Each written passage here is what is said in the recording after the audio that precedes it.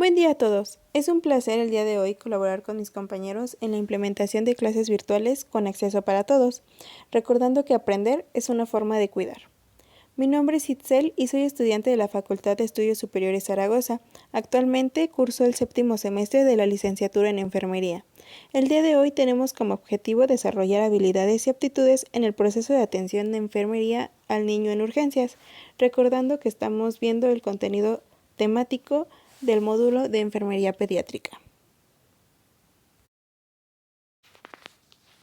El contenido de esta clase va a ser el proceso de atención de enfermería aplicado al paciente pediátrico con intoxicaciones, convulsiones y quemaduras.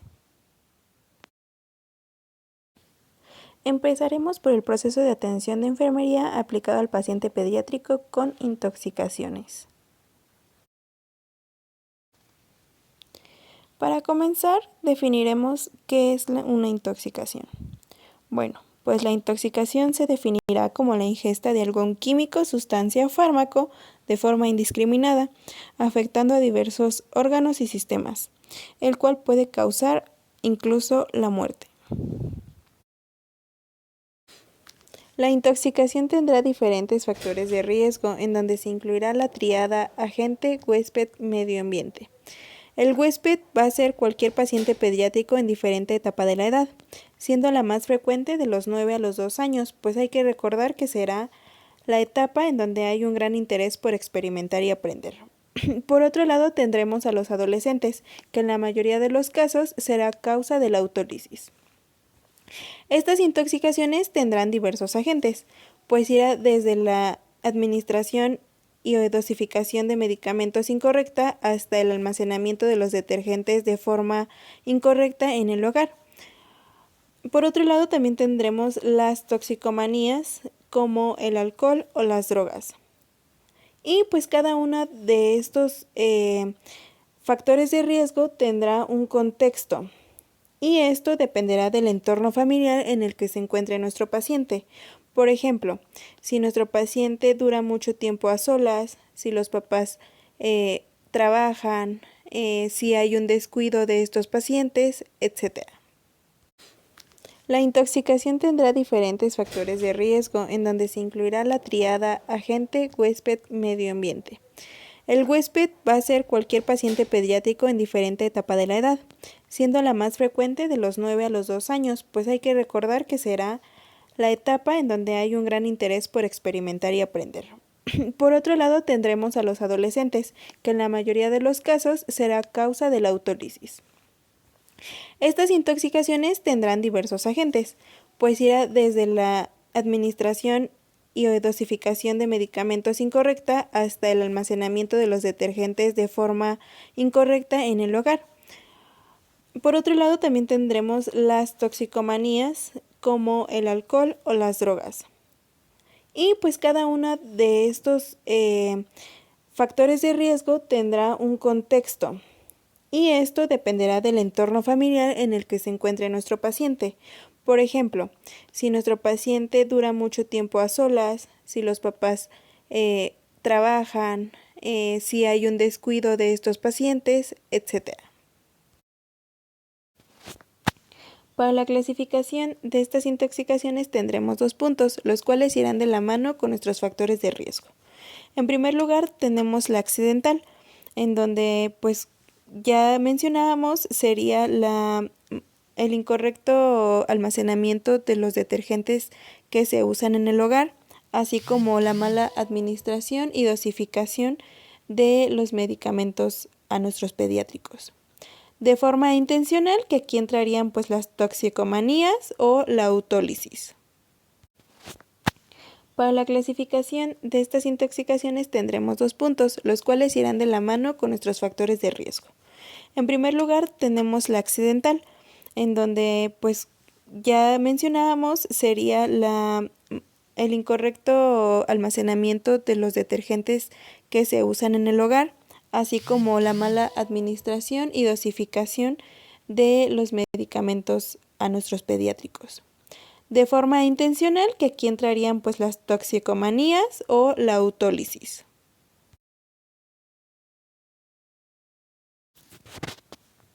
Para el diagnóstico médico, ¿qué nos va a interesar? Bueno, pues nuestra historia clínica y nuestra exploración física. Para nuestra historia clínica es de importancia hacer una anamnesis completa. ¿Qué es hacer una anamnesis completa? Pues es abarcar desde los antecedentes familiares, los antecedentes personales, así como el padecimiento actual, que tenemos que cuestionar e indagar en este padecimiento actual. Pues tenemos que preguntar, ¿cuánto fue lo que se ingirió de sustancia? ¿Cuándo fue la cantidad aproximada?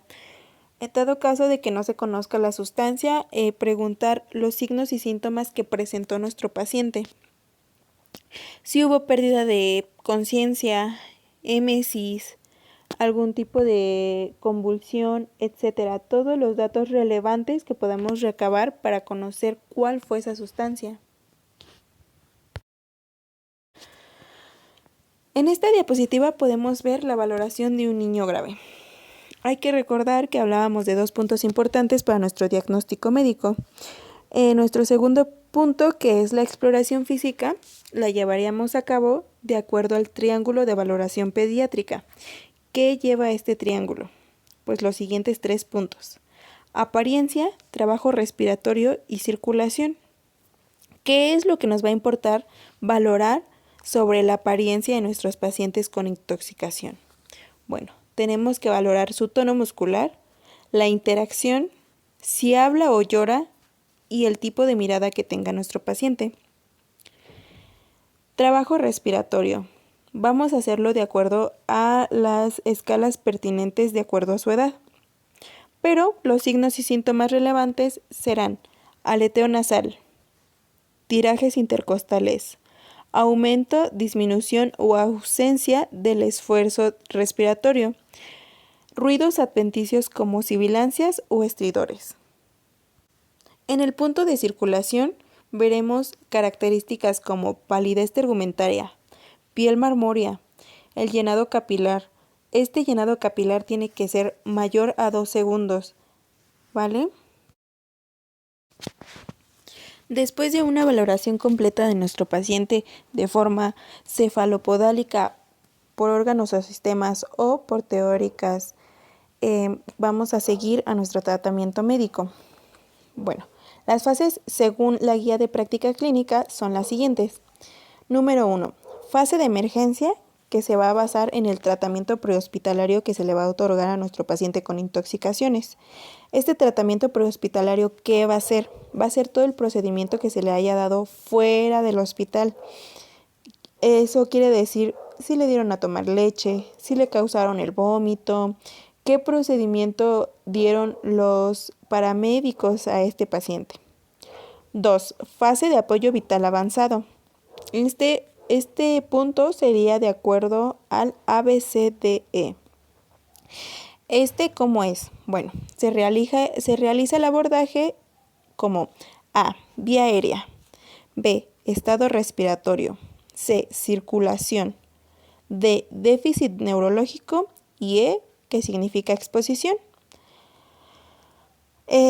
Posteriormente, ya cuando el paciente tenga una estabilidad, se va a hacer la fase de detoxificación.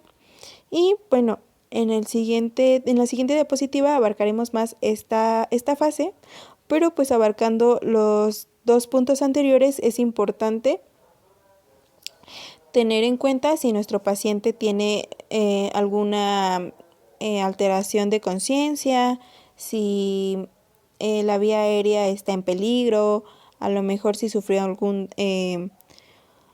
traumatismo o tipo de alteración.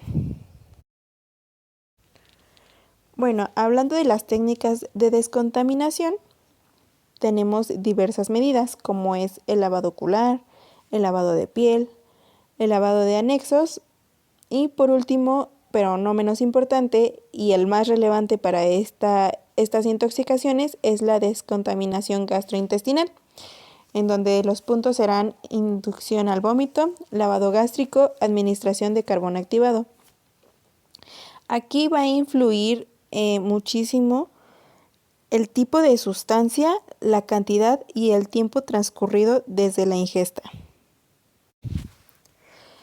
Hablando sobre el lavado gástrico, pues este va a estar indicado en cualquier intoxicación aguda con evolución dentro de 1 hora, contraindicado en pacientes que tengan riesgo de broncoaspiración, pérdida de la conciencia e inestabilidad de la vía aérea, así como la ingesta de corrosivos e hidrocarburos, por ejemplo, la sosa cáustica. En este se va a necesitar la instalación de una sonda orogástrica o nasogástrica según sea la indicación médica y la edad del paciente. E igualmente tenemos que seguir la dosificación de esta solución. En adultos está indicado de 150 a 300 mililitros de solución salina isotónica. En niños o pacientes pediátricos está indicado de 10 a 15 mililitros por kilogramo de peso corporal, sin exceder los 200 mililitros por ciclo en niños mayores.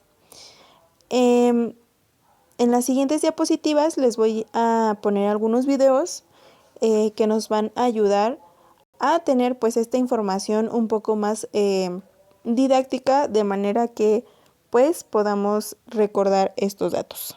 Lavado gástrico. Técnica utilizada para vaciar el contenido del estómago ante intoxicaciones agudas. Indicaciones. Contraindicaciones. Se realiza con agua a temperatura ambiente. Se introduce sonda orogástrica Hawke. Conectamos sistema a la sonda. Abrimos llave, agua pasa al estómago del paciente. Cerramos llave de entrada cada 200 a 300 mililitros. Abrimos llave de salida cada vez que cerremos la llave de entrada. El contenido del estómago pasa a esta bolsa. Una vez finalizado el lavado gástrico, podemos añadir carbón activado por este orificio.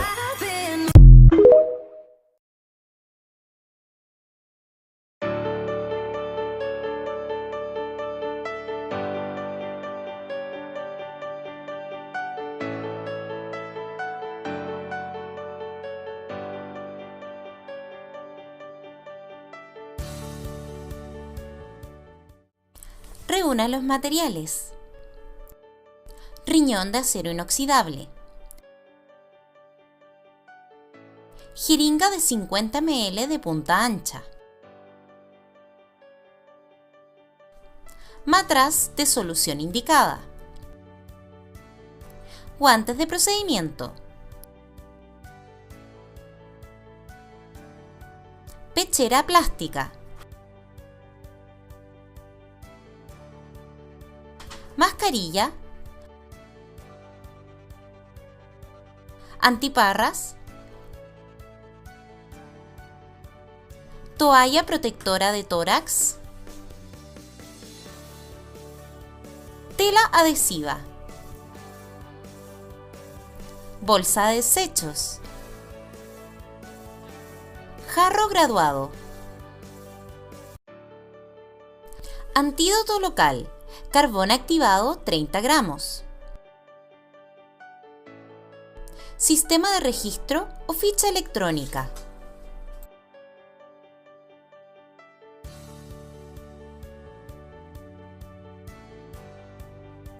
Compruebe la indicación médica.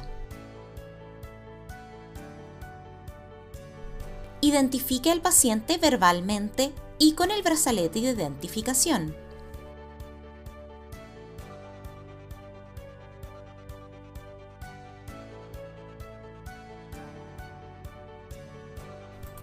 Realice lavado clínico de manos.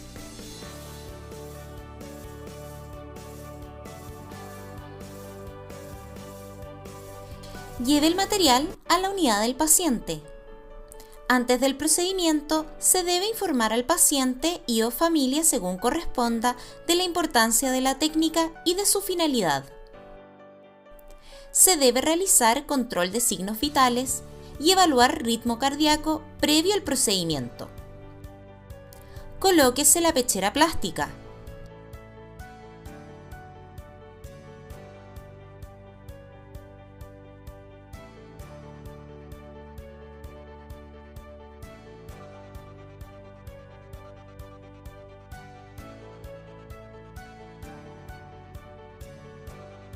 mascarilla y antiparras.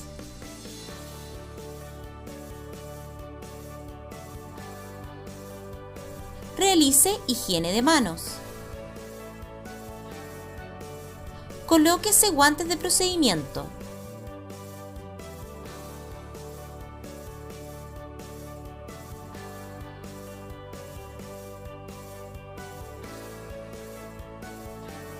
Coloque al paciente en posición semi-Fowler o Fowler.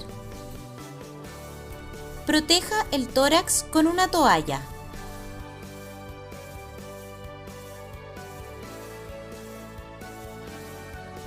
Coloque el agua destilada en el riñón.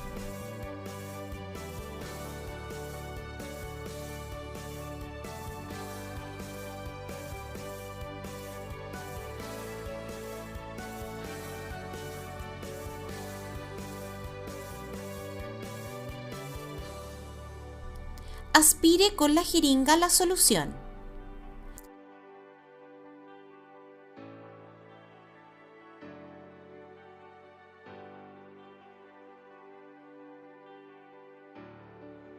Introduce unos 200 ml de agua destilada. En niños, 4 ml kilo mediante la jeringa de 60 ml.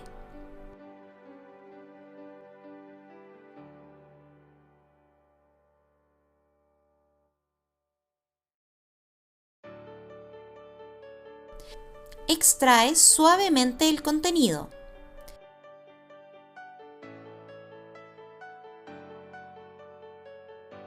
Pinza la sonda y desecha el contenido en un recipiente medidor.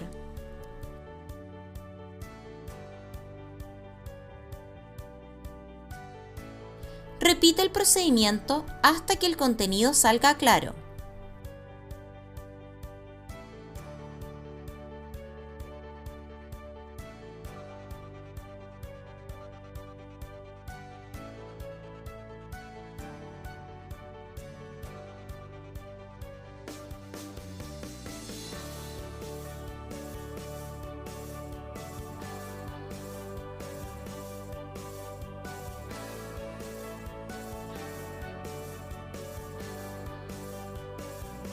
Si se indica un antídoto local, carbón activado 30 gramos diluido en agua destilada. Introducirlo después de lavar.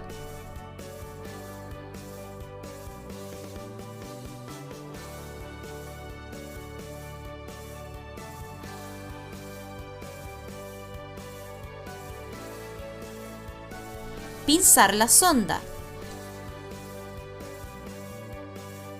Retirarla con suavidad y rapidez si es que no tiene indicación de dejarla instalada.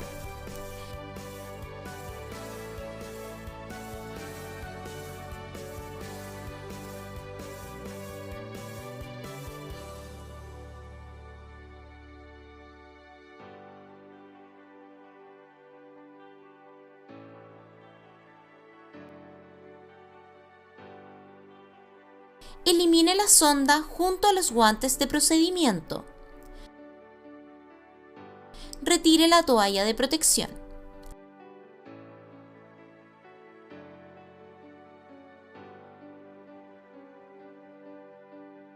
Deje descansar al paciente hasta que los signos vitales se estabilicen. Retírese los elementos de protección personal.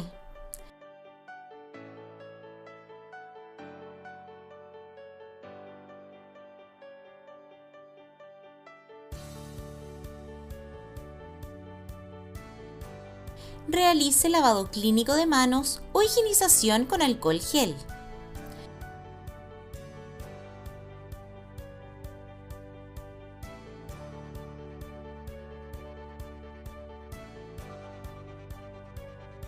Registrar el procedimiento considerando fecha, hora, cantidad de solución instilada y de solución de carbón activado instilada, y la cantidad de contenido extraído considerando características como volumen extraído, tipo de contenido, color, olor, entre otros. Finalice con nombre de la persona responsable.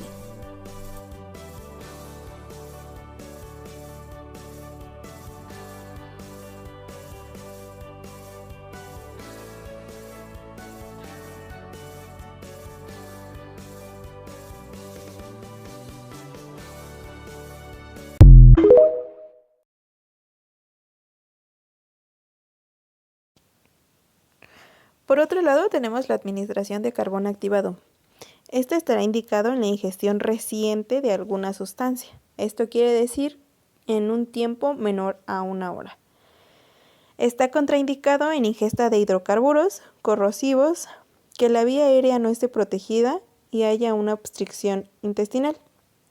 Es importante mencionar que las cápsulas de carbón activado se pueden disolver en soluciones como refrescos, agua, leche o soluciones isotónicas. Las dosis recomendadas es de niños 1 gramo sobre kilogramo de peso. Y pues algunos protocolos fijan un máximo absoluto para niños y adolescentes cercano a 25 a 50 gramos según edad. Y pues en adultos las dosis iniciales típicas son de 50 a 100 gramos. En el siguiente video podemos ver de forma más visual las dosis e indicaciones del carbón activado. Estás en urgencias si tienes un paciente con posible intoxicación o te preguntan las indicaciones del carbón activado en intoxicación, pues esto es lo que debes saber. El carbón activado es utilizado en urgencias para la absorción de sustancias nocivas que se ingieren por vía oral, impidiendo sus efectos en el tracto gastrointestinal e interrumpiendo su circulación enterohepática y enteroenteral. Y es que se puede unir a una gran cantidad de sustancias, como lo vemos acá. Por ejemplo, en la intoxicación por anfetaminas, antidepresivos, acetaminofén, benzodiazepinas, entre otras. Por lo cual también se le da el nombre de oro negro. Se recomienda que su administración sea en la primera hora después de la ingesta, que sea por sonda nasogástrica preferiblemente y que para aumentar el área de absorción, este polvo se diluya en agua. Como lo vemos acá, la administración se recomienda que sea en adultos con peso mayor a 50 kilogramos de una dosis única de 50 gramos, pero que no se ha encontrado evidencia de que después de al menos 1 hora se recomiende el uso del carbón activado. Por último, y como recomendación, dado que lo vemos mucho en pacientes remitidos, no debes retirar el carbón activado en ningún momento, ya que las sustancias tóxicas podrían volver a liberarse y podrían estar disponibles de nuevo para la absorción. Se podría provocar un daño mecánico o irritación al paciente en el momento de extraer el carbón activado y puede aumentar el riesgo de aspiración en pacientes con un estado mental alterado.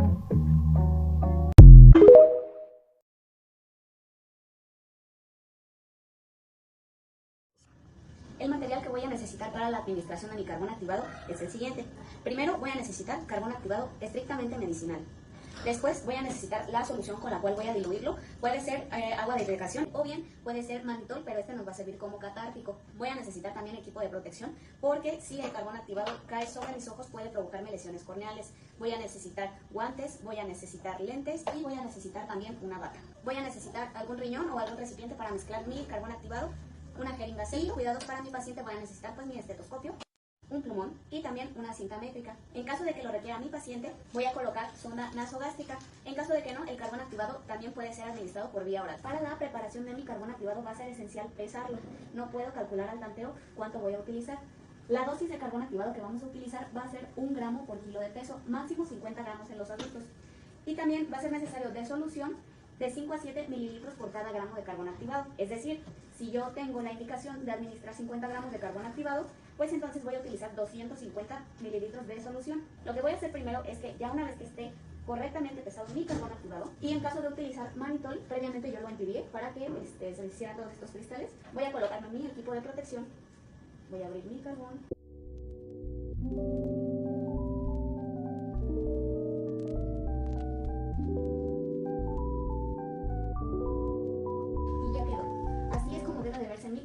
Debo de tener una batelenguas o algo que me ayude a batirlo porque mi carbón se asienta. Entonces, en caso de que mi paciente lo vaya a tomar por vía oral, necesito estar agitándolo constantemente.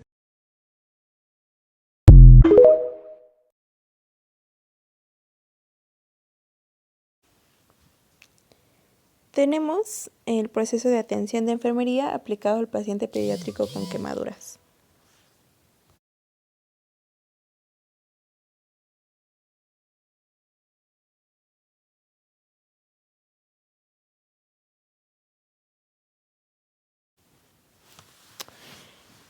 Bueno, este se va a definir como la deshidratación del tejido, la pérdida de la continuidad de la piel y pues puede ser causada por factores externos, ya puede ser eléctricos, químicos o físicos. Algunas bibliografías refieren la importancia de las quemaduras en edades pediátricas. Van a ser de importancia en salud pública, puesto que dejarán grandes consecuencias tanto estéticas como físicas, sociales, económicas y psicológicas, así como pues a largo plazo durante toda su vida van a tener complicaciones tanto como se relacionan con diferentes personas, así como a su vida sexual. Hay que recordar que en el concepto mencionamos que iban a tener diversas causas. Bueno, hablando de su etiología, estas quemaduras se van a dar con más frecuencia en pacientes menores de 5 adultos y en los adultos mayores. Estos se van a ocasionar con mayor frecuencia en los hogares, ya será pues dentro del baño o en la cocina y pues van a estar involucrados cosas como soluciones calientes, ya sea agua, aceites o algún tipo de instrumento que se use para cocinar o en su dado caso para hacer alguna otra actividad del hogar. Bueno, para nuestro diagnóstico médico será de importancia la historia clínica. Aquí tendremos que determinar las causas y el mecanismo de la lesión, así como el tiempo en que ocurrió la lesión, la profundidad de la lesión, el estado general del paciente, alguna presencia de comorbilidad, intervenciones antes de su llegada al hospital y antecedentes de enfermedades y uso de fármacos. En dado caso de que esta quemadura haya pasado ya hace tiempo, pues la evolución que ha tenido esta quemadura. Más que nada hay que indagar más sobre cómo pasó esta quemadura. Si hay algún traumatismo, si nuestro paciente viene politraumatizado, si fue una quemadura en casa, si fue una quemadura fuera de casa y pues indagar más sobre cómo se trató esa quemadura. Los siguientes 2 puntos son importantes, puesto que lo refiere la guía de práctica clínica en el diagnóstico y tratamiento inicial de quemaduras en menores de 18 años en el primer nivel de atención. Abarcaremos lo que es el manejo inicial, la evolución y tratamiento inicial. ¿A qué nos referimos con el manejo inicial? Pues es el manejo principal que se le dio a esta quemadura. Tenemos que educar muy bien a nuestros pacientes en dado caso de que pueda llegar a pasar una quemadura en casa, más que nada por el cuidado de nuestros pacientes pediátricos. Se les tiene que indicar que si hay una quemadura no se puede utilizar el hielo, no se revientan las ampollas, que hay que tratar de cubrir la quemadura con algún pañuelo o gasas limpias. Y pues si nuestro paciente es un gran quemado, tratar de mantener el calor y prevenir la hipotermia. Hay que recordar que la dermis es uno de los principales termorreguladores del cuerpo. ¿Esto qué quiere decir? Que la piel nos va a ayudar a retener el calor y pues a la pérdida de continuación de la piel vamos a perder el calor y hay más riesgo de hipotermia. En la evolución y tratamiento inicial vamos a valorar pues cómo ha evolucionado la quemadura desde que se presentó y el tratamiento inicial que se va a dar.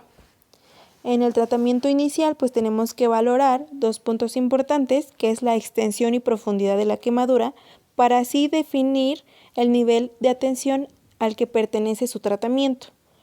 Se va a dividir entre primer, segundo y tercer nivel, como ya lo conocemos, pero es muy importante valorar la extensión y la profundidad de esta quemadura para poder referir de manera oportuna a estos pacientes.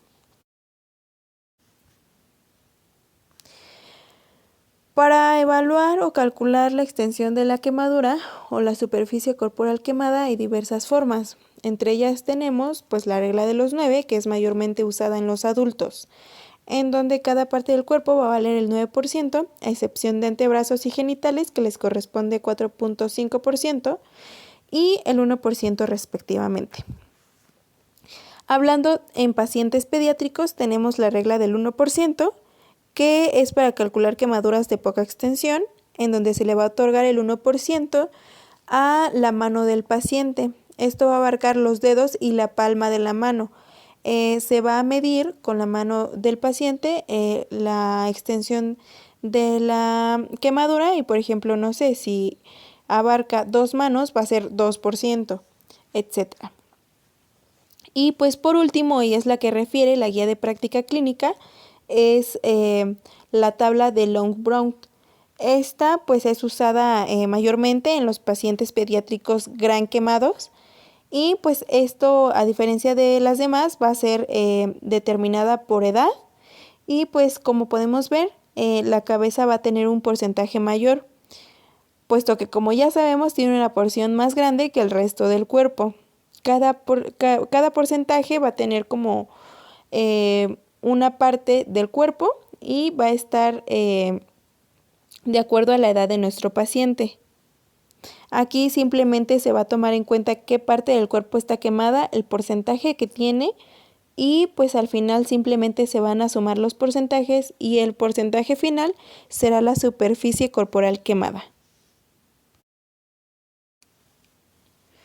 Para la evaluación de la profundidad de la quemadura, es importante recordar pues las partes de nuestra dermis, ¿no?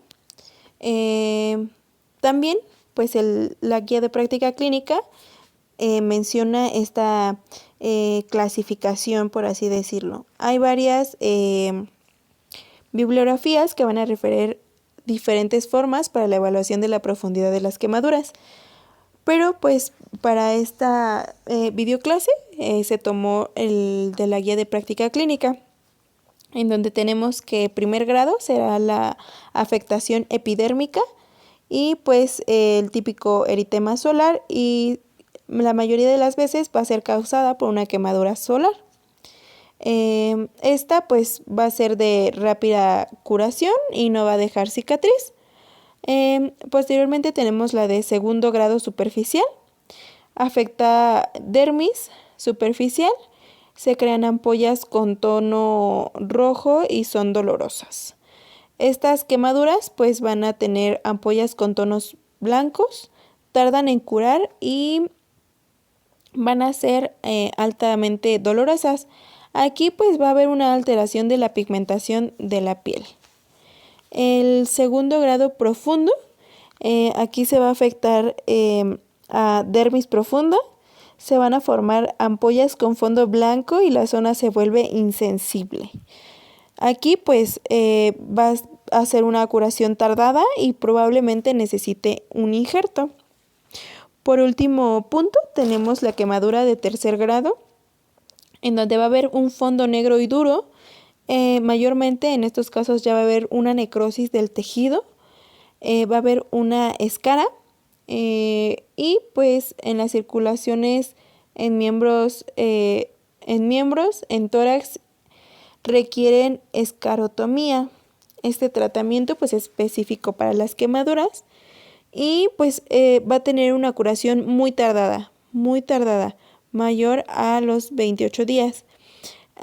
Aquí también pues puede alcanzar hasta el hueso, eso quiere decir que va a haber una destrucción de músculo y tendón y esta necesariamente va a necesitar tratamiento con injerto. Es importante mencionar que en México hay una alta incidencia de lesiones por quemadura no accidentales. Debe haber sospecha de la posibilidad de algún abuso o maltrato al paciente pediátrico y haya violencia intrafamiliar. También hay que mencionar que dentro de las estadísticas, entre el 6 y 8% de las quemaduras en menores de 3 años no son accidentales. Y si hay sospecha de que la lesión no fue accidental, hay que examinar todos los signos de abuso. También hablando sobre el tratamiento médico de estas quemaduras, pues el tratamiento de primer y segundo grado superficial se pueden tratar de manera ambulatoria en el primer nivel de atención, siendo el medicamento de primera línea la sulfadiazina de plata, valorando los signos y síntomas de algún riesgo de infección, hacer una limpieza diaria con jabón neutro y agua purificada. Como tratamiento médico de las quemaduras de segundo grado profundo y tercer grado serán tratadas en hospitalización, teniendo en cuenta si están involucradas zonas de riesgo como es cara, cuello, tórax, genitales, así como las quemaduras eléctricas o por inhalación, ya que hay algún riesgo de quemadura interna de vía aérea que ponga en riesgo la estabilidad hemodinámica del paciente pediátrico. El tratamiento de estas quemaduras será en las unidades de cuidados intensivos pediátricas. Como se mencionaba anteriormente, los criterios de referencia serán diversos, puesto que si el paciente es un gran quemado, pues se va a hacer un tratamiento en la terapia intensiva. De ahí pues abarcamos las quemaduras que no han tenido una evolución eficaz o que tienen algún signo y síntoma de infección como supuración purulenta, fiebre, dolor, que esté caliente al tacto, etc. Y pues las de primer y segundo grado que se van a tener simplemente un control y pues indicado con sulfadiazina de plata. El último tema que veremos en este video clase será el proceso de atención de enfermería aplicado al paciente pediátrico con convulsiones. Las convulsiones se definirán como la actividad eléctrica normal del cerebro donde causará movimientos involuntarios o pérdida de la concentración, los cuales pueden causar la pérdida de la conciencia o no. Como factores de riesgo tendremos antecedentes heredofamiliares de las crisis convulsivas, traumatismos, fiebre mayor a 40 grados, consumo de cafeína, alcohol o toxicomanías, así como que nuestro paciente pediátrico tenga emociones muy fuertes o realice deportes extenuantes. Para nuestro diagnóstico clínico tendremos de importancia los antecedentes familiares, antecedentes personales, padecimiento actual, las características específicas de las crisis convulsivas, así como la exploración física. Con ayuda de la anamnesis, preguntaremos e indagaremos sobre los antecedentes heredofamiliares, puesto que son de gran importancia por la carga hereditaria, los antecedentes personales, las patologías previas de nuestro paciente pediátrico, el padecimiento actual, así como las características específicas de las crisis convulsivas. Aquí, ¿qué tenemos que preguntar? Tenemos que preguntar ¿cuánto duró la crisis? ¿Cómo fueron los movimientos? ¿Qué manejo se le dio? Si hubo algún traumatismo, si hubo pérdida de la conciencia y pues a la exploración física nos vamos a enfocar al estado neurológico.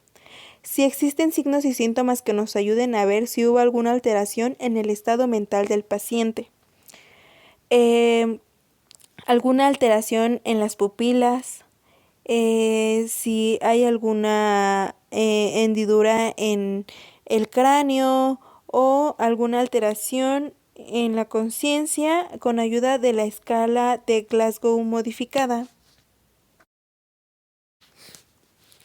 Como clasificación de las crisis convulsivas, se incluyó este pequeño video que agrega todo lo importante de este tipo de convulsiones, pero es importante mencionar que las más frecuentes en pediátricos son las convulsiones febriles y las crisis de ausencia. Tipos de convulsiones.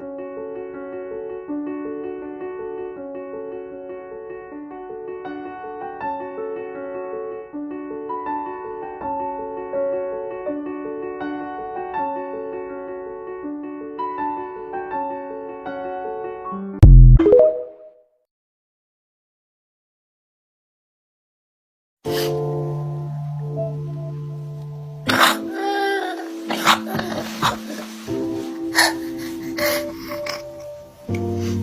okay. Bella. It's okay. It's okay.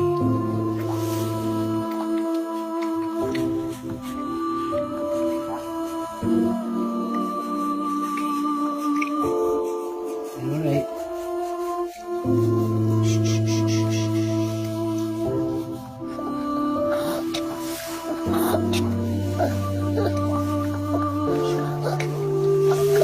No, it's just me.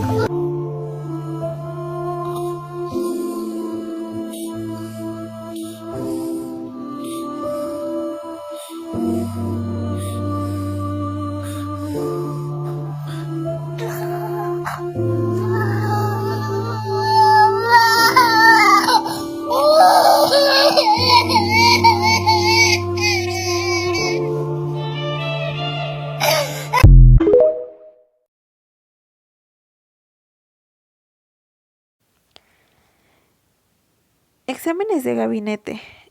Electroencefalograma, monitorización videoencefalográfica, estudio de neuroimagen, tomografía computarizada de cráneo y electrocardiograma.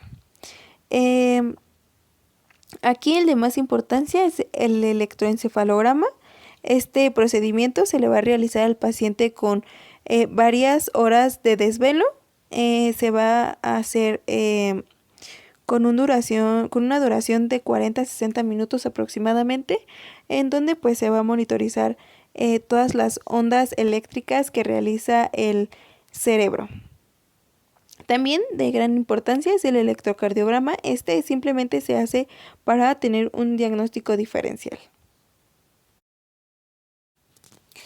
Como tratamiento para nuestras crisis convulsivas es realizar las siguientes medidas en los 5 primeros minutos de la fase ictal. Como primer punto, pues es colocar al paciente en decúbito lateral o en posición segura. Controlar la vía aérea. Evitar introducir objetos en la cavidad vocal. También medir la duración de esta crisis convulsiva. Remover alguna ortesis cuando pues este paciente lo tenga. Pues también en caso de no contar con lorazepam o diazepam por vía intravenosa, pues se prescribe el diazepam rectal o midazolam por vía intramuscular o intranasal. El que más funciona pues en esta fase ictal es el midazolam por vía intranasal por los movimientos que puede llegar a tener nuestro paciente. Y pues documentar la vigilancia de la función respiratoria después de administrar las benzodiazepinas. Aquí pues es de gran relevancia mantener la calma, tener tranquilos a los cuidadores primarios y pues realizar pues nuestra posición segura. Como seguimiento de estas crisis convulsivas, pues es recomendable que nuestro paciente pediátrico sea valorado por un neuropediatra y pues tener una vigilancia del niño. Pues requiere un tratamiento de mantenimiento y pues este se lo va a indicar pues el servicio de pediatría, ¿no?